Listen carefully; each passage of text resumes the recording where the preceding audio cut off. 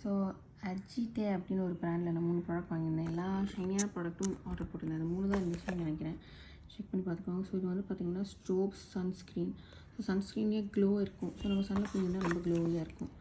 So இதுவும் வந்து பார்த்திங்கன்னா strobe glow spray for face and body, skin brightening and anti tan அப்படின்னு போட்டிருக்கு.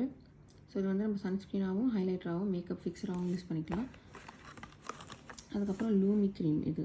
So 3-in-1 makeup cream. இது வந்து primer, moisturiser plus highlighter. So இது மட்டுமே நம்ம ஒரு ப்ராடக்ட் 3மே நீங்கள் போட்டுக்கலாம். இதுக்கு மேலே நீங்கள் சன்ஸ்க்ரீன் போட்டுக்கலாம். சன்ஸ்க்ரீன் மேலே இந்த க்ளோ போட்டுக்கலாம். ஸோ இந்த 1 or 2 ப்ராடக்ட்ஸ் யூஸ் பண்ணாலும் நம்ம ஃபேஸ் நல்லா க்ளோயிங்காக இருக்கும். க்ளோயிங்காக இருக்குன்ட்டு நம்ம ஃபேஸில் அப்ளை பண்ணால் உங்களுக்கு நல்ல டிஃப்ரென்ஸ் தெரியும்.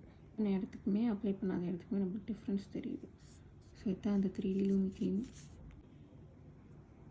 அப்படியே ஃபேஸில் அந்த மேக்கப் அப்புறம் போட்டுக்கிட்டால் கூட அவ்வளோ டூயாக இருக்கும். அதுக்கப்புறம் ஃப்ளாஷ் போட்டு காட்டுறேன் எவ்வளோ க்ளோயாக இருக்குன்னு. இது வந்து இதோட ஸ்ப்ரே. இந்த லூமி க்ரீம் வந்து இந்த பக்கத்தில் அப்ளை பண்ணிக்க பாருங்கள். இதுதான் இதோட கன்சிஸ்டன்சி பாருங்கள். இதுதான் யூஸ்வலி ஒயிட் இருக்கும்.